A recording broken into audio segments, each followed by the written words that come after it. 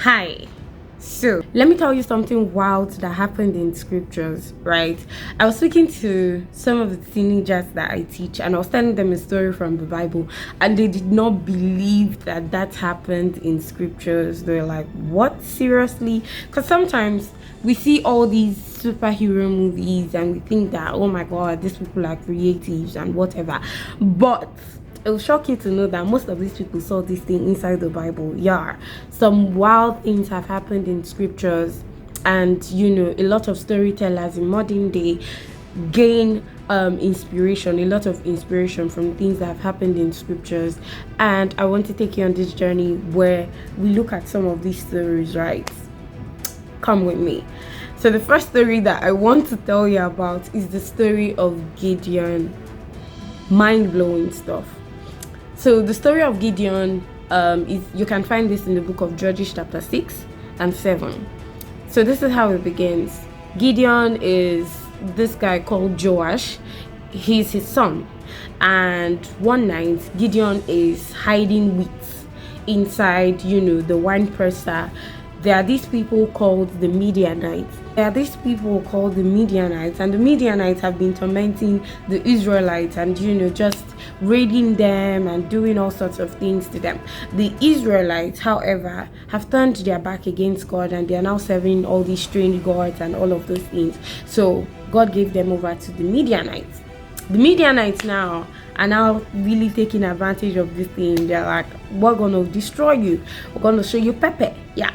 So when the Israelites plant crops, the Midianites will come and raid the entire thing. The Israelites were not getting any crops to feed on. So it was a really hard time, right? And Gideon was trying to hide wheat in a wine press so that it looks like we don't have any food and all of that, and so that they can survive. So whilst Gideon is doing this, an angel came to Gideon and like, oh, mighty man of valor. And Gideon was not having it. Gideon was like, bruh, don't say that to me.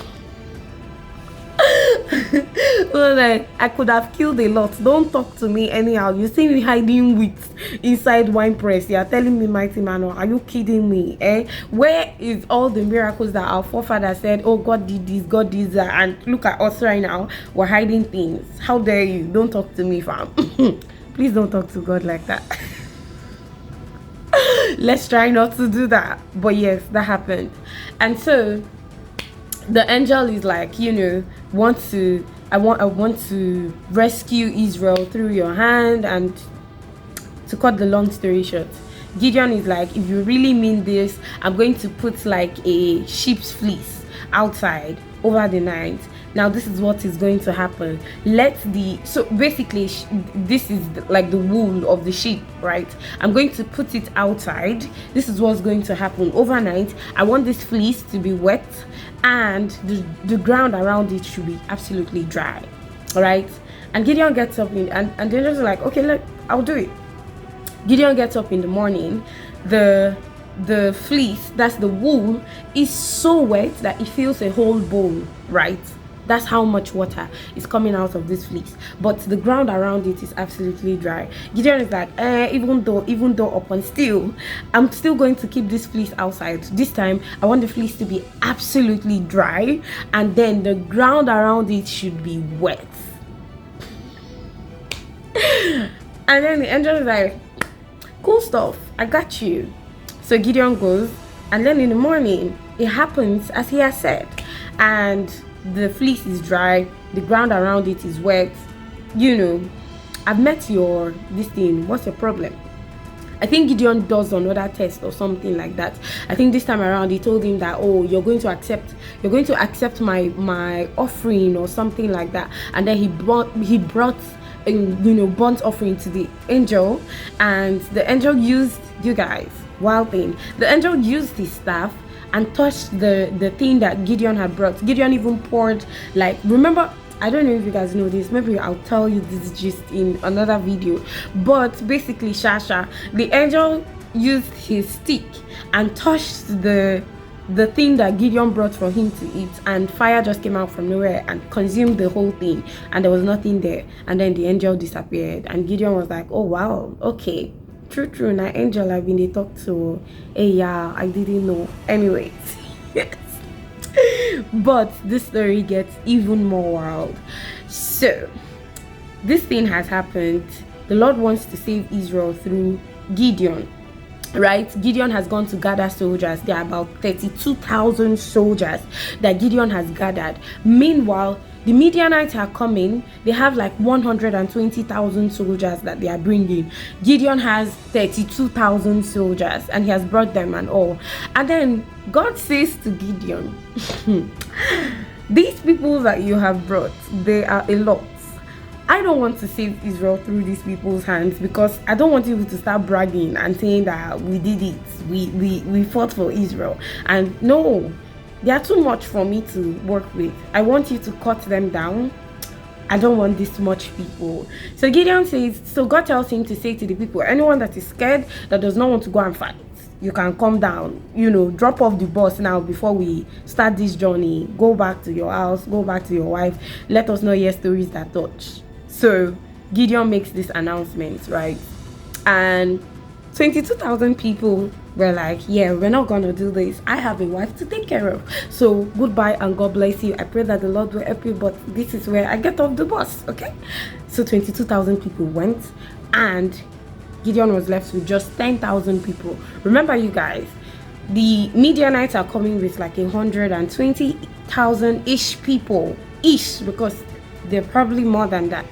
And then they're coming with this host of army, and then Israel now just has 10,000 people who were unafraid. And God looks at this number and he's like, I don't like it. Reduce it.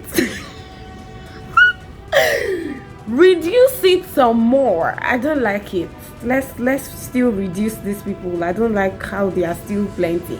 So God says to him, take these people to a spring of water, and the people who drink water like dogs, bruh, the people who scoop the water with their hands and lap it with their tongue like dogs are the people that I'm gonna work with. But anybody that puts down their stuff and they're drinking the water directly from the spring, I'm not gonna work with these people. You be thinking like, God, you must be kidding. Are you playing? I got you 10,000 men and you say make we cut them. Is this a joke? Is it because I tested you? Is it because of the police situation? I'm thinking of Gideon, like, actually, God, is it that? Is it because is it because of that small play that I play with? Is it because of small play that somebody is playing with you? That's why you're getting angry. You want to send me to battle to go and die? You want to kill me? No, if you want to kill me, it's okay if that's what you want to do, but at least try get mind small. Tell me your mind. No, they go through corners. If you want to kill me. I know say I test you a bit too much, but no, they hide. Just tell me your mind. So anyways, yes, God says, yeah, people who drink water like dog. Very interesting. So these people get down to drink water, and you guys, only 300 people drank this water like dogs. Only 300 people scooped the water and were lapping it up with their tongue. Only 300 from 10,000 people. Fam. In fact, let's not even consider the fact that there were like 32,000 before. Now Gideon is left with just 300 people, and these are the 300 people that Gideon is going to take to war against like 120 people.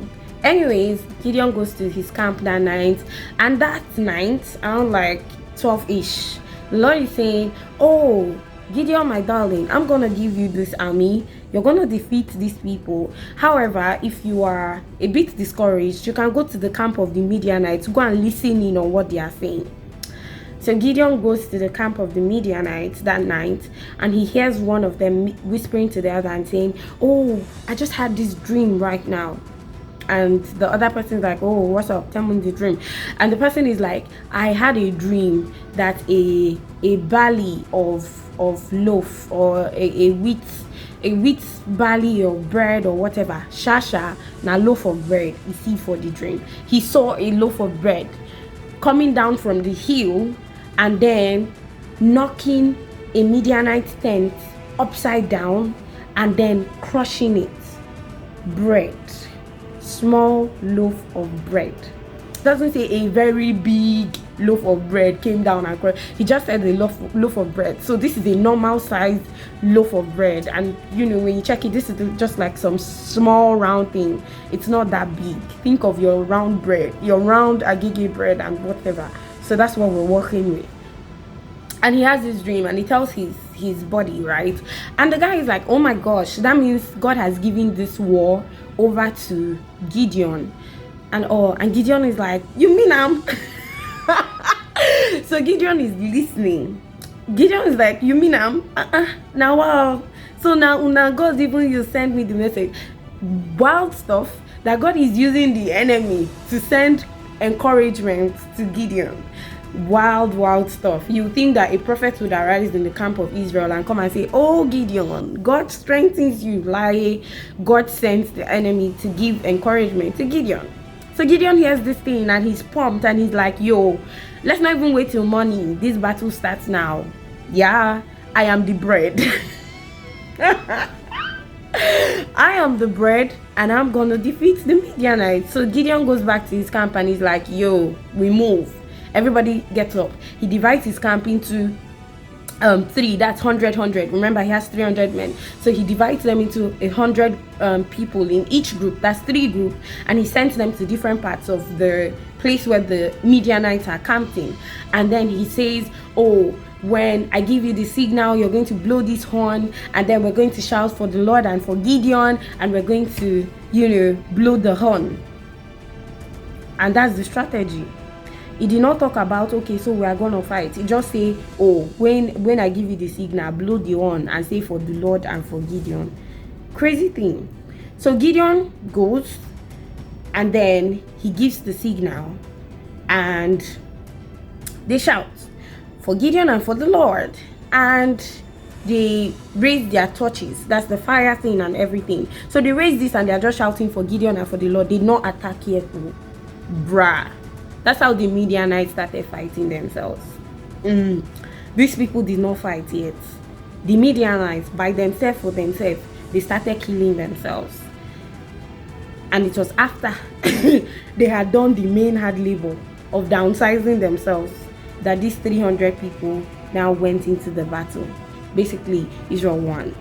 300 men went to battle against like 120,000 Midianites. And Israel won, and they did not even win by fighting too hard. They won by just shouting for the Lord and for Gideon.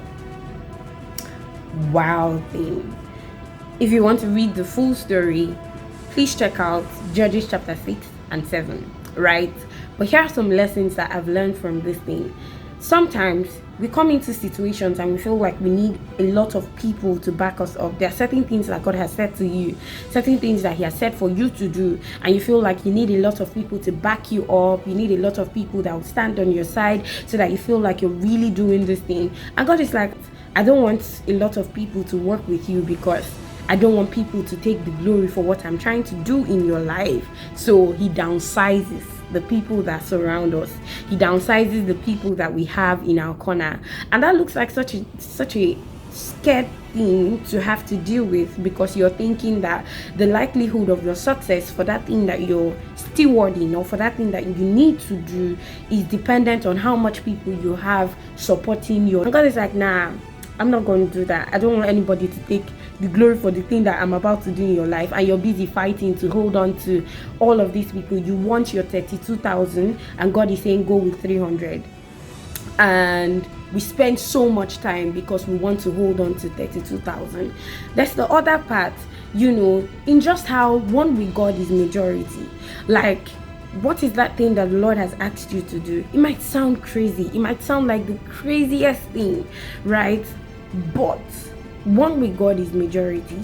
If God is for you, who can be against you? If God is on your side, who can stand against you, right? You can trust in the person who is sending you forth. So for whatever it is that you're stewarding right now, it could be school, it could be exams, it could be your relationship with your family, it could be just things that God has asked you to step out and do in faith. Whatever it is that God is calling you to do, it might sound wild, but these wild stories from scriptures just proves that God has done wild things with men who were yielded in the past, and all it takes for God to do something extraordinary with you right now in this time is yieldedness. It is, here I am, use me. So I pray that you would say, here I am, use me today. I pray that you would just yield to whatever it is that God is calling you to step into, or whatever it is that the Lord desires to do through you. And yeah, I pray that you see God's hand in that situation, and just how God wants to show up for you, and how it's not really by your power or by your might, but like scripture says, it is by God's Spirit. Okay, yeah, go and do wild things. Take your 300, it will be worth it. All right, okay, bye.